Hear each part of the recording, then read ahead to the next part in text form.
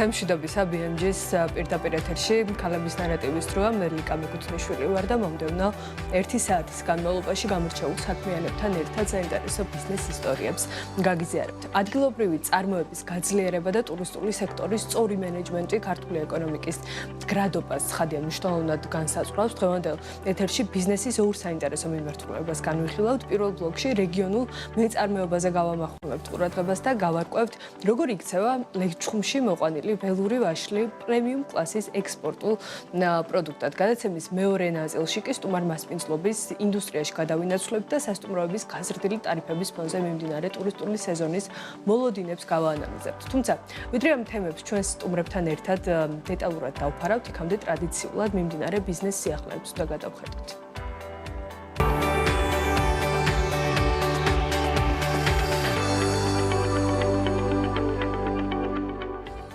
საქართველოს სავალუტო რეზერვები გასული თვის განმავლობაში 116 მილიონი დოლარით გაიზარდა და მან 7.12 მილიარდ დოლარს მიაღწია. ამის შესახებ ეროვნული ბანკის მიერ გამოქვეყნებული სტატისტიკიდან ხდება ცნობილი. ანგარიშის თანახმად, სავალუტო რეზერვებში ფულადი სახსრების კომპონენტი გასულ თვეში 159 მილიონი დოლარით გაიზარდა და 5.6 მილიონი დოლარი შეადგინა, ხოლო ოქროს ღირებულება 29 მილიონი დოლარით შემცირდა და 1.1 მილიარდი დოლარი გახდა. რის მიზეზიც გლობალურ ბაზარზე ოქროს ფასის კლება.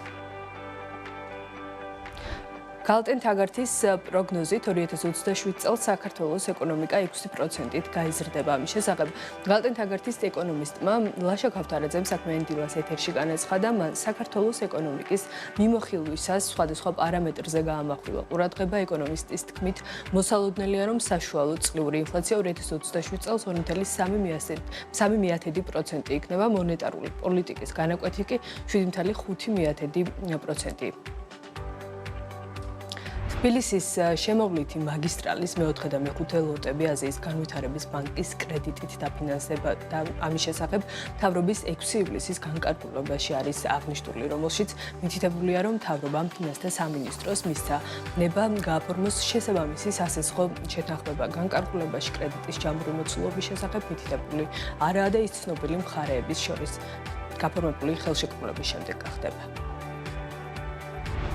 რუსთაველის გამზირის რეაბილიტაციისთვის გამოცხადებული 20 მილიონი ლარის ღირებულების ტენდერებში გამარჯვებული გამოვლინდა. სახელმწიფო შესყიდვების სააგენტოს სისტემაში გამოქვეყნებული დოკუმენტაციის თანახმად სატენდერო კომისიამ 6 ივლის ტენდერებში გამარჯვებულად ერთადერთი მონაწილე კომპანია აშპს Smart Solutions-ი გამოავლინა.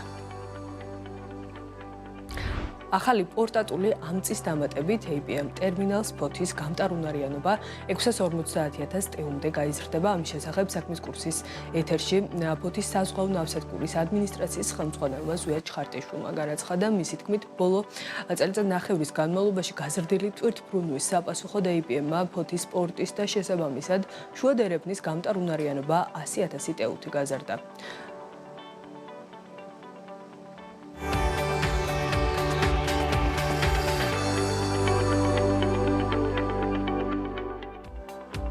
მაღალმთიან რეგიონებში ბიზნესის დაწყება რთულ ეკონომიკურ და ლოგისტიკურ, ასევე საკადრო გამოწვევებთან ასოცირდება, თუმცა სწორი კონცეფცია ნებისმიერ ბარიერს ძლევს და ეს ჩვენთვის ძალიან ბევრი მაგალითით მტკიცდება, მათ შორის ცაგერში მდებარე სასტუმრო ბინეგარი სწორედ ასეთ წარმატებულ პრეცედენტს ქმნის, რომელიც ტყის ველური ვაშლისგან ნატურალურ ძმარს აწარმოებს. კომპანია ბაზარზე ფართოვდება და ახალი სეზონიდან ნედლეულის შეგროვებაში ადგილობრივი მოსახლეობის აქტიურ ჩართვასაც გეგმავს. ეს ნაბიჯი წარმოების მასშტაბების ზრდასთან ერთად რეგიონში მიგრაციის შეჩერებასა და ახალი სამუშაო ადგილების შექმნას ემსახურება. ადგილობრივი წარმოების სპეციფიკასა და საექსპორტო პოტენციალზე ჩვენი პირველი სტუმარი ისაუბრებს სტუდიაში ბინეგარის დამფუძნებელი მარიამ პატარიძე. გვერდდება ახლა საქმიანი ამბების გასაზიარებლად. მარიამ, ძალიან დიდი მადლობა, რომ ხართ ჩვენთან ერთად. თქვენი პროდუქტით წარმოდგენილი, რომელსაც გვაქვს შესაძლებლობა და პირველად გავაცნობთ ჩვენ საქმიან აუდიტორიას. დიდი მადლობა მოწვევისთვის. ძალიან საინტერესო კონცეფცია გაქვთ შემუშავებული, სახელწოდებაც ბევრ კითხვის ნიშანს აჩენს და ზოგადად ეს ისტორია. რატომ გადაწყვიტეთ, რომ აი ამ ნიშაში შემოსულიყავით და ბიზნესის წარმოება დაგეწყოთ ვაშლის ძმრის მიმართულებით? საიდან გაჩნდა ამ ყველაფრის მოტივაცია? ვაშლის წარმოება ეს ლეჩხუმში პანდემიის პერიოდში ყოფნის დროს გაჩნდა.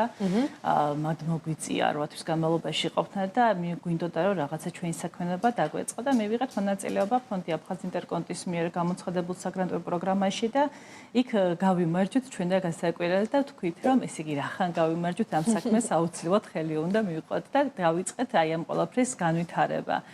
ანუ რაღაც მართლა ერთი პატარა დანადგარის მეშვეობით მოხდა აი ამ პატარა საქმის დაწყება და მეოთხე წელია ბაზარზე ვარ, ყავს საკმაოდ ბევრი მომხმარებელი.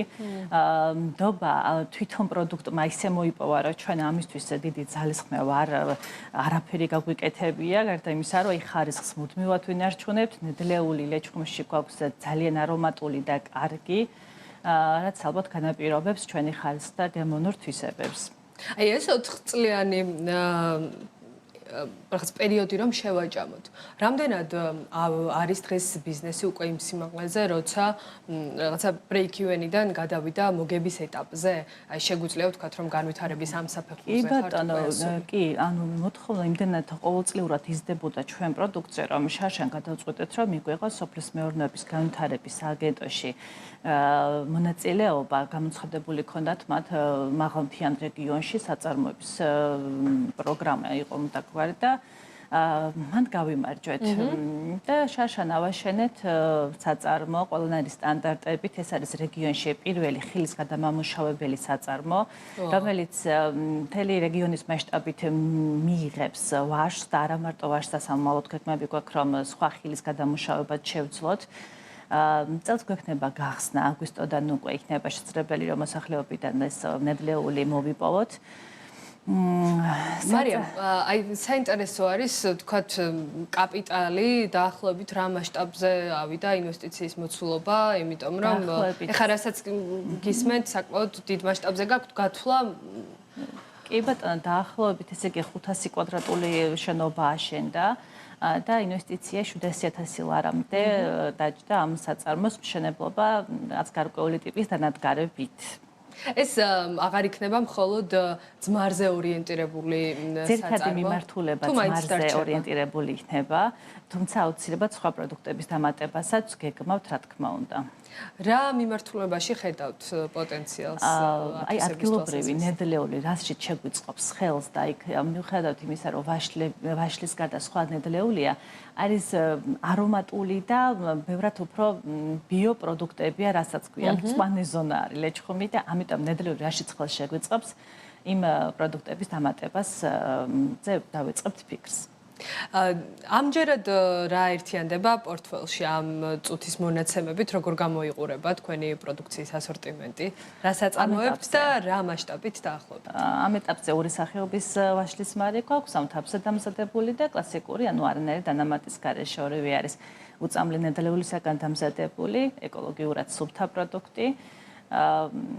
ძირითადად ეს ორი სახეობის ვაშლის მარი გვაქვს. რა სარეალიზაციო არხებს იყენებთ აქტიურად? ეს არის მარტო რეგიონული დაფარვა თუ მათ შორის აღარ ხართ უკვე მხოლოდ ლეჩხუმზე კონცენტრირებული? ბათუმში, ქუთაისში, თბილისში 40-მდე მაღაზიაში გვაქვს შეტანილი პროდუქცია. ასევე 2 თვის წინ გუდულში შევიტანეთ და გუდულის ქსელში შესაძლებელია ჩვენი პროდუქციის შეძენა. და ვფიქრობთ, რომ ხო, ანუ კიდევ ბევრ რეგიონშიც და თბილისშიც შეგვიძლია ამ ყველაფრის განვითარება. ანუ ამ შემთხვევაში ბარიერი არ ყოფილა ქსელურ მარკეტებთან ურთიერთობა, იმიტომ რომ ჩვენს ეთერში არაერთი მცირე მეწარმე ყოლია, მსხვილით საშუალოც და რაღაცა უმეტესობა განურჩევლად ზომის წონის და ბრუნვის აღნიშნავდა, რომ მაინც იყო დაბრკოლება ეს ურთიერთობა, იყო თანხები, პრობლემური საკითხი. თქვენ შემთხვევაში არ იყო ეს გარკვეული ტიპის დაბრკოლებები, რა თქმა უნდა, არის, თუმცა როდესაც მაღაზია თვითონვე ხედავს, რომ გაყიდვები ამ პროდუქტს აქვს, თვითონვე ძალიან ბევრი მაღაზია თვითონ დაგვიკავშირდა, მათ შორის გუდვილიც ჩვენ და გასაკვირვად თვითონ დაგვიკავშირდნენ და მოკლედ ეს პროდუქცია ისე შევიტანეთ და ძალიან დიდი მადლობა თანადგომისთვის და ქართული პროდუქციის ესე მიღებაში, რა თქმა უნდა, დასაფასებელია და სხვა მაღაზიათანაც ანალოგიურად ავიც კარგად თანამშრომლობთ ყველასთან. მარიამ, აი დღევანდელი გადმოსახედიდან რაღაც თავისუფალი ნიშა დაიჭირეთ და ასე გამოდის, აი მაინც არ იყო გაჯერებული ბაზარი, თუნდაც იმპორტირებული პროდუქცია. იმიტომ რომ იმპორტირებული ძირითადად არის ესენციაზე დამზადებული, რომელიც არ არის ნატურალური პროდუქტი და ხოლო ვინც მოიხმარს ძმარს, იმას თავისთავად უკვე სჭირდება ნატურალური პროდუქტი და ქართულ ბაზარზე ნაკლებად იყო ეს ნიშა, ამიტომ შეიძლება ვთქვათ, რომ ჩვენ ეს ნიშა კარგად დავიკავეთ ადგილობრივ ბაზარზე. ეკონომიკის მარტივი პრინციპია, რომ ზოგადად გაზრდილ მოთხოვნას შესაბამისი მიწოდების ტემპით უნდა აყვეს ბიზნესი. თქვენ რადგან აღნიშნეთ, რომ ასე გაფართოვდით, ასეთი ექსპანსია ჩვენა ბრენდმა ბოლო პერიოდის განმავლობაში, რამდენად დაკორექტირდა წარმადობის მაჩვენებლები, თუნდაც ერთწლიან პერიოდში? კი ბატონო, ანუ ყოველწლიურად ჩვენ ვსდიდით ამოცულობას და ჩაბარების მასშტაბს, თუმცა წელს რა თქმა უნდა, ბევრად მეტის ჩაბარებას გეგმავთ, იმიტომ რომ გაფართოება იმას ნიშნავს, რომ აი უწყვეტ რეჟიმში მოვახდინოთ მაღაზიების მომარაგება. ალბათ ეს არის უპირველესი ბიზნესისთვის, რომ ხარისხი და მიწოდება იყოს უწყვეტ რეჟიმში და აი ამის არის ჩვენი მთავარი მიზანი წელს, რომ დიდი რაოდენობის მარაგები მოვახდინოთ. დაახლოებით რას აღწევს წარმადობის მაჩვენებელი და ესეც სეზონურია თუ მათ შორის გაქვთ უკვე რესურსი რომ სეზონური, ანუ მიღება ხდება სეზონზე, ანუ ვაშლის მწიფობის სეზონში ხდება მიღება, მე უკვე დავარგების პერიოდი გრძელდება დაახლოებით 1 წლამდე. თუმცა მიღების პერიოდი აგვისტოდან სექტემბერ-ოქტომბრამდე გრძელდება. რამდენი ადამიანია ამ ყველაფერში ჩართული, ესეც საინტერესო, მით უფრო რომ იზრდებით და ასე ვთქვათ, რეგიონის თვალსაზრისითაც ალბათ მეტი ადგილობრივი კადრის მოძიებაც ხდება საჭირო. ამ ეტაპზე დაახლოებით 5 კაცამდე ვართ ჩართულები ამ პროცესში, თუმცა სამომავლოდ აი გახსნა რო გვექნება, ვფიქრობ, რომ დაგვჭირდება ალბათ ამდენივე ადამიანის დამატება მუშაობის პროცესში. მე აქვს ლეჩხუმს ამხელა რესურსი, რომ თქვენს ასე ვთქვათ, მოთხოვნას უპასუხოს, იმიტომ რომ რეგიონებში მაინც ყველა სხვადასხვა ტიპის ბიზნესი ამაზე ჩივის, რომ არის კადრების დეფიციტი. ხალხის ძალიან კეთილგანწყობით და არაჩვეულებრივი ხალხით, ასევე აი ამ ნედლეულით და ვფიქრობ, რომ გვერდში დგომა და დასაქმება ალბათ ყველას ენდომება და ვფიქრობ, რომ არ უნდა გქონდეს ამაზე პრობლემა. ნედლეული გამოიყენება სრულად ერთმნიშვნელოვნად ნატურალური, ბიო უნდა იყოს, ეს მკაცრი მექანიზმი გაქვთ კონტროლის ამოქმედებული. კი ბატონო, ჩვენ ვართ ბიოლოგიური მეურნეობათა ასოციაცია ელკანას წევრები, ანუ ხარისხნიშანი მათგან მიღებულიც გვაქვს, ასევე სამმაოდ გეგმავთ, რომ მივიღოთ ეს ბიოსერტიფიკატიც აუცილებლად გვინდა რომ ეს პროცესი გავიაროთ და მივიღოთ. და ჰასპიცთან ერგილი გვაქვს, ამიტომ ხარისხის კონტროლი ნამდვილად მაღალ დონეზე გვაქვს, ანუ ეს ხარისხის ასეთი მძლავრი მექანიზმი, ამას როცა ემატება სერტიფიცირება, სხვადასხვა სტანდარტის დაცვა, ეს თავის მხრივ ისახება ხოლმე ღირებულებაზე პროდუქციის. თქვენ როგორი ჭერთ ფას და რა დიაპაზონში შეუძლია მომხმარებელს, რომ შეიწინოს და მოცულობითი სხვადასხვაობაც თუა? სტანდარტულად 0.5-იან შუშის მინის ბოთლებში გვაქვს ჩამოსხმული, ფასის გაძვირებაზე ამ ეტაპზე არ ვფიქრობთ, იმიტომ რომ მომხმარებელი შეჩვეულია და ვფიქრობთ, რომ დავტოვოთ ეს ფასი მივიხართ იმისა, რომ რა ფასი არის შეჩვეული? 10 ლარი ღირს ჩვეულებრივი და 15 ლარი ღირს თაფლიანი. ანუ ვფიქრობ, რომ ფასიც მისაღებიც არის, მომხმარებელიც შეჩვეულია და ამ ეტაპისთვის ამ ფასს აუცილებლად დავტოვებთ.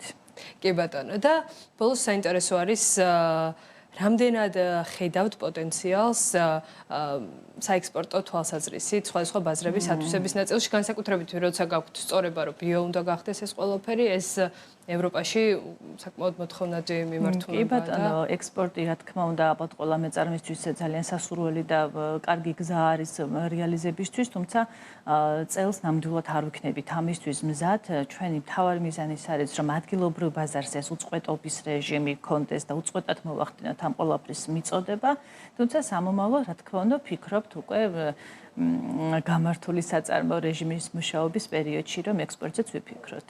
ძალიან დიდი მადლობა მარიამ, წარმატება თქვენ მოვიკითხავთ როგორ ამუშავდება და ამოიქოქება ახალი საწარმო და იმედი მაქვს რომ გზა გაიხსნება ძალიან მალე მათ შორის ფართო საერთაშორისო ბაზრებისკენ თქვენი და წარმატება ამ გზაზე. მარიამ პატარიძე, ვინეგარის დამფუძნებელი იყო ჩვენთან ერთად, სანამ რეკლამაზე გავალთ, კიდევ ერთი საინტერესო თემა უნდა შემოგთავაზოთ და სიუჟეტიდან გავიგოთ ევროპის ის 5 ეკონომიკა, რომელთა ზრდა ევროზონის მაჩვენებელს ორჯერ გადააჭარბებს. იქნებ ვინიცის და უახლოეს პერიოდში ვინეგარის პროდუქციაც ერთ-ერთ რომელიმე ამ ბაზარზეც ვიხილოთ. რაც შეეხება გადაცემის მეორე ნაწილს, სტუმარი მასპინძლობის თემით დაგებრუნდებით. მოგწოდებით და სასტუმრო ესკიზის მარკეტინგის ხელმძღვანელს უმასპინძლებთ ჩვენს ეთერში და გველოდით.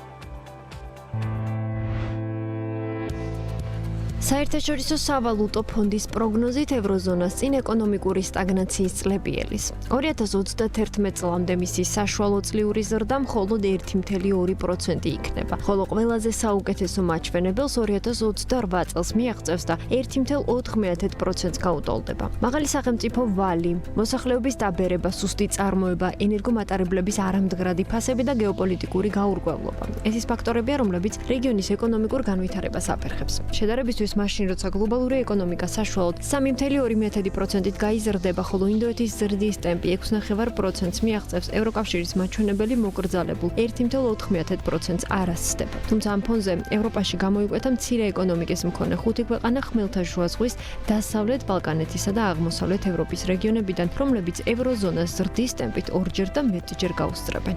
დავიწყოთ მოლდოვით, რომლის ეკონომიკაც 2027-2031 წლებში საშუალოდ 3.5%-ით გაიზრდება. ომის, ენერგეტიკული კრიზისის და დამანგრეველი გვალვის შემდეგ ქვეყნის ეკონომიკის აღდგენის მთავარი მამოძრავებელი ძალა ევროკავშირის დაფინანსება და რეფორმებია. ზრდას ასევე ხელს უწყობს შიდა მოხმარება, გაზრდილი ხელფასები და გზავნილები, რომლებიც მთლიანი შიდა პროდუქტის დაახლოებით მეათედ შეადგენს. მიწოდების მხარეს კი ლიდერობს ინფორმაციული ტექნოლოგიები და სერვისების სექტორი. სავალუტო ფონდის შეფასებით მთავარ რისკად კვლავ უკრაინაში მიმდინარე ომი და ევროინტეგრაციის რეფორმების შესაძლო შეფერხება რჩება.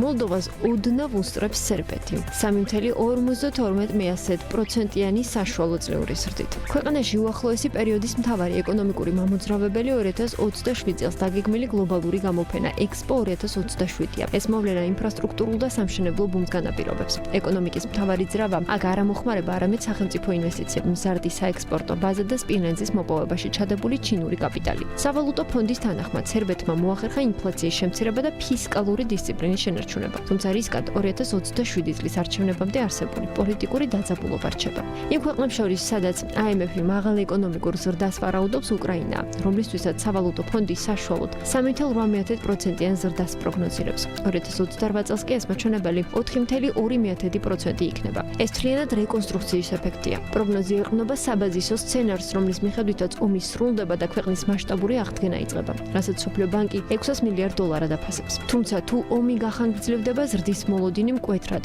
1%-მდე ეცემა და სავალუტო ფონდი ხაზს უსვამს, რომ განვითარების პერსპექტივა უკიდურესად გაურკვეველი რჩება. რაც შეეხება კოსოვოს, ის ევროპის ერთ-ერთ ყველაზე სწრაფად მზარდ ეკონომიკად ინარჩუნებს პოზიციას დაახლოებით 4%-იანი ზრდის მოლოდინით. აქ მთავარი ფაქტორები ძლიერი შიდა მოხმარება, ახალგაზრდა სამუშაო ძალა, სახელმწიფო ინვესტიციები და დიასპორიდან, ძირითადად გერმანიიდან და შვეიცარიიდან შედინებული ფულადი გზავნილებია. თუმცა ქვეყნის მთავარი სისუსტე სწორედ ისაა, რომ ზრდა მოთხოვნასა და იმპორტზეა დამოკიდებული. კონკურენტუნარიანი საექსპორტო ბაზის შექმნა კი ამ დრომდე გამოწვევად რჩება. და ბოლოს ევროპის საშუალოვადიანი ზრდის რეიტინგის სათავეშია მალტა, რომელსაც მომდევნო 5 წლის განმავლობაში ასევე თითქმის 4%-იან ზრდას უწინასწარმეტყველებენ. ბოლო ათწლეულში ტურიზმის, ონლაინ თამაშებისა და ფინანსური სერვისების ხარჯზე მალტის ეკონომიკა წლიურად თითქმის 7%-ით იზრდებოდა, თუმცა უმუშევრობის რეკორდულად დაბალი დონისა და მუშახელის დეფიციტის ფონზე ეკონომიკური მოდელი იცვლება. უცხოელი მუშახელის შემოდინებამ ინფრასტრუქტურასა და საჯარო სერვისებზე წნეხი გაზარდა. შესაბამისად, შემდგომი ეკონომიკური წარმატებისთვის მალტამ აქცენტი მუშახელის ზრდის ნაცვლად, წარმოების ზრდაზე, განათლებასა და ინოვაციებზე უნდა გააკეთოს.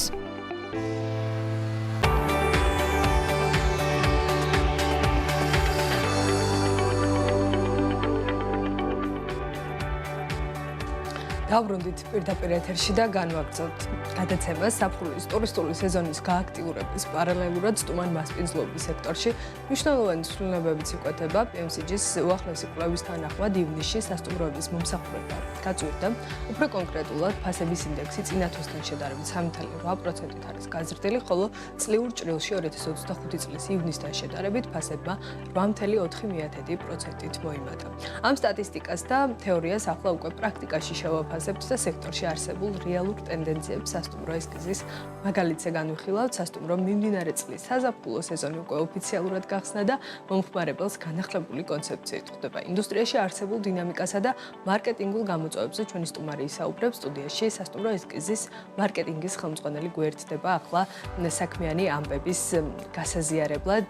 ნია პატარაშვილს ვუთმობთ ახლა ჩვენს ეთერს. მადლობა ნია პირველ რიგში თქვენი დროისთვის და იმისთვის რომ ხართ და დღეს ჩვენთან ერთად. დიდი მადლობა მოწვევისთვის. გილოცავთ პირველ რიგში სეზონის გახსნას, რომელსაც რაღაცა შევეჩვიეთ, რომ ფეიერვერკით ხდება ხოლმე სულ რაღაცა დღესასწაულს უწყობს დამშვენებელს, მათ შორის პოტენციურსაც ესკიზე. წელს როგორ შეხვდით, როდის გაიხსნა სეზონი და რა სიახლეებით ხვდებით უკვე მიმდინარე ზაფხულის სეზონს? კი ბატონო, ჩვენ უკვე მეორე წელი არის, რაც სეზონის გახსნას ძალიან მასშტაბურად აღნიშნავთ. წლევანდელი წელი შარშანდელი თემატიკიდან იყო ცოტა განსხვავებული. შარშანდელი სეზონის გახსნა ჰქონდა ქართული თემატიკის, საკმაოდ დავთენტური მიმართულებით წავედით, რაც კახეთის რეგიონს ძალიან უხდება, თუმცა წელს გადავწყვიტოთ, რომ ოფიციალურად ყოფილიყო ზაფხულის სეზონის აუზის გახსნა. შესაბამისად თემატიკაც იყო შესაბამისი, მუსიკალური საღამო, რომელსაც აფორმებდა DJ, ძალიან ბევრი საჩუქარი ჰქონდა ჩვენი მოწვეული დაპატიჟებული სტუმრებისთვის და ძალიან ცივი გრანდიოზული გამოვიდა იმ ნაწილში, რომ დაახლოებით 130-ზე მეტი სტუმარი ყავდა და არც ერთი სტუმარი არ წასულა ჩვენგან უსაჩუქრად. და დღემდე ყველა თითოეული მათგანი ამას აღნიშნავს, რომ ასეთი მასშტაბური ღონისძიება და ამ ნაწილში დატვირთული საჩუქრებით საკმაოდ აქტიურად გამოგვევიდა. წელს ზოგადად როგორ უყურებთ სეზონს? რა პროგნოზი იკვეთება უკვე მათ შორის გრძელვადიანი ჯავშნების თვალსაზრისითაც და ახლა დატვირთულობა ამჟამინდელი სტატუს-კვოს რას აჩვენებს? კი ბატონო, მაისიდან უკვე აქტიურად ძალიან ბევრი სტუმარი ყავს. ჩვენი ადგილობრივი დამსვენებელი, ქართველი აუდიტორია მათ შორის, შაბათ-კვირა სრულად არის დატვირთული. ეხლა სეზონი, არაპროგნოზირებადმა მიდებმა ცოტა შესაძლებელია, როგორც ყველა ჩვენ, ცოტა გაგვეწვალა. გადაიწია სეზონმა. ცოტათი გადაიწია, მაგრამ მაინც ვცდილობთ, რომ შევინარჩუნოთ ის რაღაცა პოზიტივი, რომელმაც უნდა გაგვაკეთებინოს და ასე ვთქვათ, ჩაგვატარებინოს ძალიან კარგი სეზონი. ამისათვის ვაკეთებთ იმ აქტივობებს, რომ ყოველი შაბათ-კვირა ჩვენთან არის მუსიკალური აქტივობები, მუსიკალური საღამოები, განსხვავებული გამორჩეული მიმართულება გვაქვს არჩეული, რომ მაქსიმალურად ინტერესიც გამოვიწვიოთ ჩვენს დამსვენებელში და ჩვენთვისაც ძალიან დასამახსოვრებელი გამოვიდეს. რაც შეეხება უკვე შემოდგომის სეზონს, ან აგვისტოს სეზონს, აგვისტოს თვეში ფაქტობრივად შაბათ-კვირა ჩვენი ვიკენდის ასაც ვეწახეთ ხომ, სრულად არის დატვირთული და შემოდგომითაც უკვე გვაქვს გარკვეული ჯავშნები მიღებული. დაახლოებით 70%-ზე ფაქტობრივად ყოველ შაბათ-კვირას ვართ. ეხლა რა მასშტაბზეა, რა მაჩვენებელზეა დატვირთულობა? ეხლანდელი მაჩვენებელი ჩვენთვის ეხლა ივნისის თვე როგორც დავხურათ იყო 83%, რაც რეალურად ცუდი ნამდვილად არ არის, თუმცა გამომდინარე იქიდან, რომ შედარებით ნაკლებად აქტიური იყო სეზონი, მოგვიწია სამუშაო დღეებში გარკვეული აქტივობების შეცვლა და აქციების გაშვება, სპეციალური შეთავაზებების გაშვება ჩვენი მომხმარებლისთვის, რომ მათთვისაც მეტად მიმზიდველი ყოფილიყო და რეალურად ჩვენთვისაც ბიზნესისთვის შემოსავალიც, ასე ვთქვათ. ეს რამდენად მუშაობს პრაქტიკაში და რამდენად არის რაღაცა ანკესი მომხმარებლისთვის? თლად ანკესს ვერ ვიტყოდი, თუმცა მუშაობს, გამომდინარე იქიდან, რომ რეალურად დღევანდელობაში მაინც გვინდა თუ არ გვინდა ყველანაირი დასვენება და ნებისმიერი საკითხი მიდის მომხმარებლისთვის ბიუჯეტთან მთლიანობაში. შესაბამისად, გვინდა თუ არ გვინდა, მაინც შედეგს გვაძლევს ხოლმე. ის თუნდაც მცირედი შეღავადა. აი ეხლა ზუსტად ამ თემას ეხმიანება ის სტატისტიკა, რაც დადო კვლევითმა ცენტრმა PMCG-მ და ფასები არის გაზრდილი. პრინციპში დიდი მოლოდინია ხოლმე სასტუმროების სექტორში თავად ბიზნესის მხრიდან, რომ რაღაც ფასები გაიზარდოს, იმიტომ რომ მათთვის რაღაცა გამოწვევად რჩება ეს, რომ ვერ ზრდიან ფასებს. ახლა როცა გაიზარდა, ეს ცხადია იქნება ინფლაციის გამოძახილი, რომელიც ირანში ომის შემდეგ აღმავალ ტრენდს აჩვენებს და ამ ყველაფრის პრაქტიკაში მაგალითი საინტერესოა თქვენს შემთხვევაში, რამდენად ანალოგიურ დინამიკას იზიარებთ ფასების ზრდის? კი ბატონო, ჩვენთან კონკრეტულად სასტუმრო ესკიზის შემთხვევაში შარშანდელ წელთან შედარებით ფასები გაზრდილი არ გვაქვს. ვცდილობთ, რომ შევინარჩუნოთ იგივე ფასი, რაც გვქონდა და ზუსტად იმიტომ, რომ არ დავკარგოთ მომხმარებელიც, რომელსაც ვთქვათ, სხვა მიმართულებითაც კონკურენციაში ბევრი მიმართულებით სხვადასხვა სასტუმროები შემოდიან, გადავწყვეტეთ ზუსტად აი რასაც ვსაუბრობდი, რომ ეს რაღაცა სააქციო შეთავაზებებიც გქონდეს სამუშაო დღეების მანძილზე. გამომდინარე იქიდან, რომ გვინდა თუ არ გვინდა, ჩვენ პატარა სასტუმრო ვართ, ბუტიკ სასტუმრო 57 ნომრიანი, რომელსაც განსხვავებული მიმართულებით დატვირთვა ესაჭიროება და ვცდილობთ, რომ ეს რაღაცა ხარჯი არ გავზარდოთ. ყოველ შემთხვევაში, შარშანდელთან შედარებით, ვცდილობთ, რომ სტაბილურობა შევინარჩუნოთ.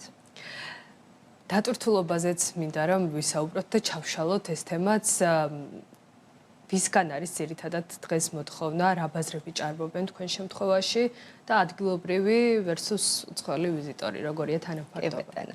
პროცენტულად თუ შევხედავთ, საქართველოს ქართველი აუდიტორია არის 80% ჩვენს შემთხვევაში, იმიტომ რომ ჩვენ ძალიან ბევრი ქართველი გვსტუმრობს, რაც ძალიან გვახარებს, თუმცა ამას გარდა ევროპის ქვეყნებიდან გვაქვს ჩვენ საკმაო აქტივობა, გერმანია საკმაოდ აქტიურად არის დატვირთული, მცირე რაოდენობით იტალია, პოლონეთი. თუმცა ამას გარდა ჩინეთი ძალიან არის დაინტერესებული ზოგადად კახეთის რეგიონით და საბედნიეროდ ჩვენი სასტუმროც მათთვის საკმაოდ საინტერესოდ იკვეთება გამომდინარე იქიდან რომ ბევრი სხვადასხვა სივრცეა, საკონფერენციო მიმართულება, ლაუნჯ სივრცეები, ასე ვთქვათ, დამოუკიდებელი სივრცეები, სადაც შეუძლიათ თავისუფლად ნებისმიერი ღონისძიების აღნიშვნა.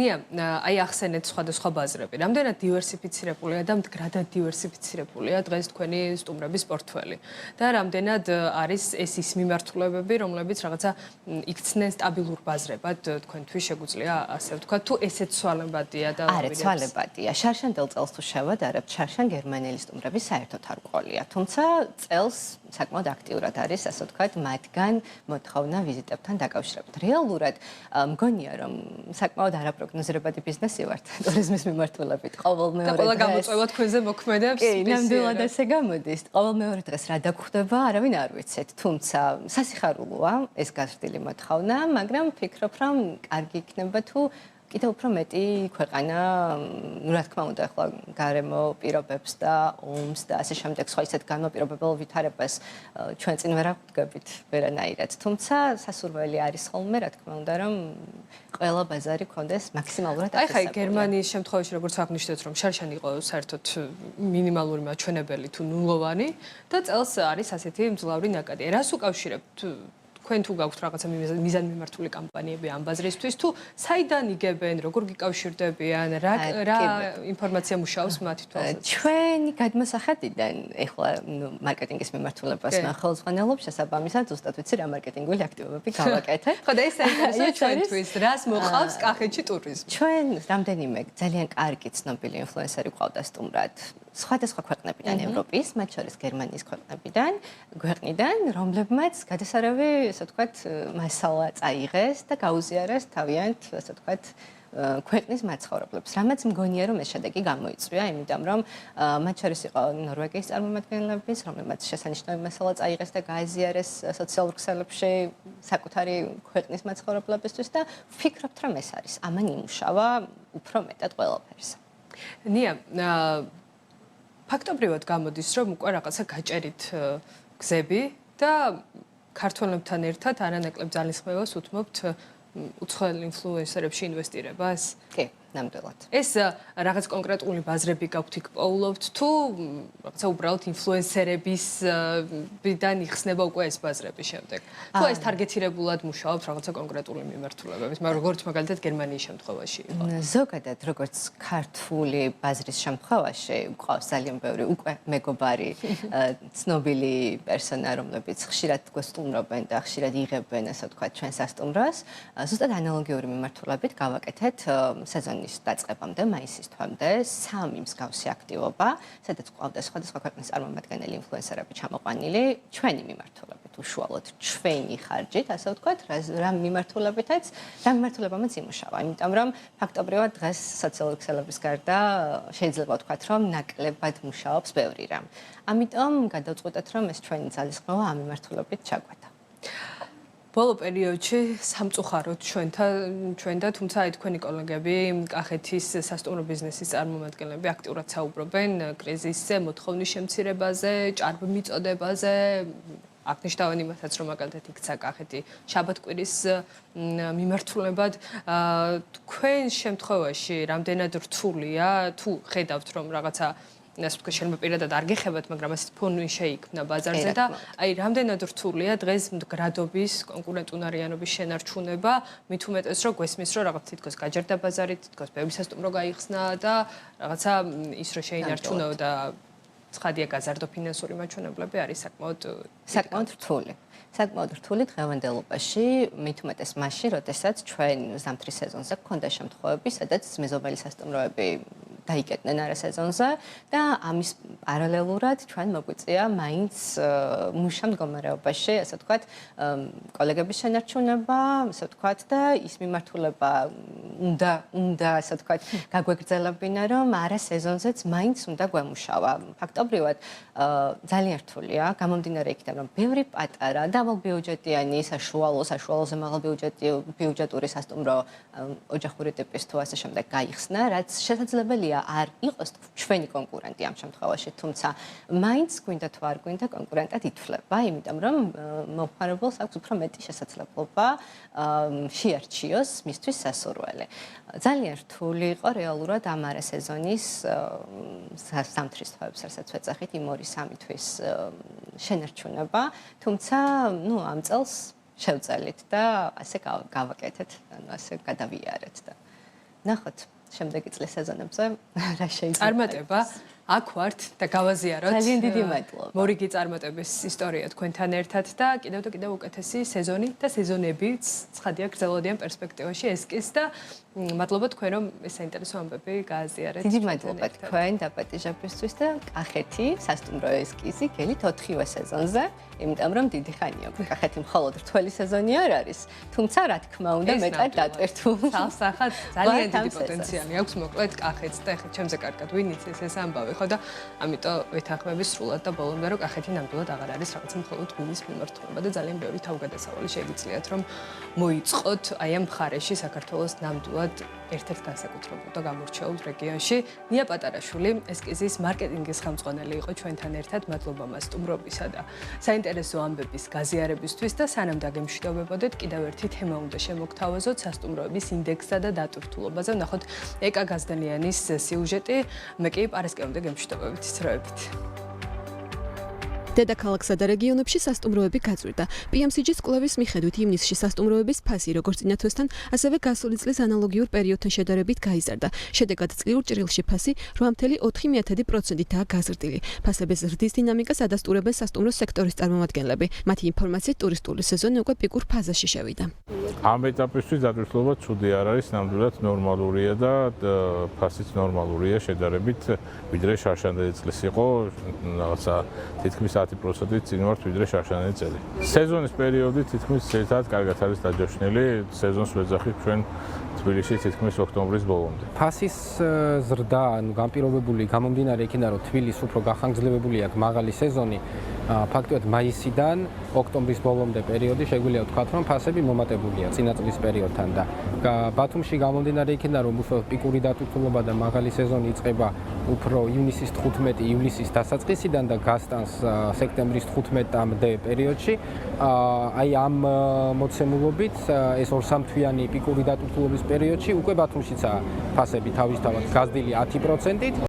ჯამში PMCG-ის კვლევის თანახმად წლიურად საოჯახო ტიპის სასტუმროების ფასები 9%-ით გაიზარდა. 3, 4 და 5 ვარსკვლავიანი სასტუმროების ინდექსმა კი 7.9%-ით იმატა. წინა წლის ივნისთან შედარებით სასტუმროების სექტორში ყველაზე მაღალი ზრდით თბილისი, კახეთი და რაჭა გამოირჩეოდა. რაჭის სასტუმროებში განმარტავენ, რომ ფასების ზრდა საერთო ინფლაციითა და ხარჯების ზრდით იყო განპირობებული. ეს არის შარშანდელთან შედარებით, როგორც ვახსენე, ფასები ოდნავ მომატებულია, ყველაფერს მომატებულია, სამეცნიერო ჩვენც მოგვიწია ფასების გაზრდა, მაგრამ დიდი განსხვავება არ არის შარშანდელსა და ლევანდელ ფასებს შორის 10%-მდე ნამატი იქნება ალბათ ფას. ვთქვათ, რომ ძალიან გადავსებულია და ასე შემდეგ არა, მაგრამ ივლისის დასაწყისისთვის საკმაოდ არის ჯავშნები, უფრო ივლისის ბოლო, აგვისტოს პერიოდში არის ჯავშნები, სექტემბრის ჯავშნები ჯერჯერობით არ მოგვიღია სიმართლე. რეგიონში კონკურენცია იზრდება, მაგრამ შესაძლებლობა რომ ფასი აწიო მიუხედავად იმისა რომ ყველაფერი გაძვირდა ხო რაღაც ინფლაციური მომენტებიც ასე ვთქვათ მოქმედებს ფას წარმოქმნაზე თვითღირებულებაზე წელს ასე ვთქვათ არ არის პირიქით თავიდან ბაზარზე შედარებით განსხვავებული ფასით შევედით თუმცა ბაზარმა და კონკრეტულმა ბაზრის პოლიტიკამ კონკრეტულ რეგიონში გვიჩვენა რომ ფასი იმაზე ნაკლები გამოდის და უნდა განისაზღვროს არსებული კონკურენტული გარემოდან გამომდინარე, ვიდრე დაუშვათ ეს ჩვენი სურვილი იყო რაჭის საშუალო ზომის სასტუმროებისთვის მთავარი დამკვეთი კორპორატიული სექტორია. დამსვენებელთა იერარქია შემდეგნაირია: კორპორატიული ჯგუფები, ადგილობრივი ინდივიდუალური დამსვენებლები და უცხოელი ტურისტები. სექტორში ხაზს უსვამენ, რომ რეგიონს ჯერ კიდევ აკლია ესეთი სპეციფიკური მიზიდულობის ცენტრები და ფესტივალები, რომლებიც უცხოელ ტურისტებს მასიურად მოიზიდავს. რაც ტურისტულ, ასე ვთქვათ, ნაკადებს უცხოეთიდან შემომავალ ტურისტებს რაღაც კონკრეტული მიმართულებით მოიზიდავს, სიმართლე გითხრათ, ეს აქტივობები არც წინა წელს და არც წელს მსგავსი არაფერი არ არის, არც რაღაც ისეთი მნიშვნელოვანია დაგეგმილი უცხოელი ტურისტებს, რომ რაიმე, ასე ვთქვათ, განსაკუთრებული დახვდეთ რაჭის რეგიონში, რაც შესაძლებლობას მისცემთ მათ, რომ ინტერესი, ასე ვთქვათ, ამ ხრივ გაიზარდოს და ესეთი ტურისტები, უცხოეთიდან შემომავალი ტურისტები რაჭის რეგიონში ისევე წარმატებით მოვიზრდეთ. რაც შეეხება თბილისსა და კახეთის დარგის წარმომადგენელთა შეფასებით, სასტუმროების დატვირთულობის მაჩვენებელი ამჟამად 90-95%-ს შეადგენს. სახეზეა ბაზრების დივერსიფიკაციის ნიშნებიც. მიუხედავად იმისა, რომ ტურისტული ნაკადების დიდი ნაწილი რუსეთიდანაა, დარგში განმარტავენ, რომ აღდგა ისრაელის მიმართულება და ინტერესი იზრდება ჩინეთიდან, კორეიდან და სხვა აზიური მიმართულებებიდან. სასტუმროების წარმომადგენელთა ნაწილი აცხადებს, რომ მიუხედავად რეგიონში არსებული საომარი მდგომარეობისა და გამოწვევებისა, სექტორი შარშანდელთან შედარებით 10%-იან ზრდას აჩვენებს. რა თქმა უნდა, ნაკლებობა გვაქვს სპარსეთის ყურის ქვეყნებიდან, გალფის რეგიონიდან, თუმცა სხვა ქვეყნებიდან ჩანაცვლდა განსაკუთრებით რაოდენობაში მომატებულია სტუმრები რუსეთიდან და პოსტსაბჭოთა სივრციდან. ეს არის უზბეკეთი, ყაზახეთი და რუსეთი, როგორც რეალურად გაცილებით თითქმის 70-80% მომატებულია, ვიდრე შარშანდელი წლის ეს პერიოდი ტურისტების რაოდენობა.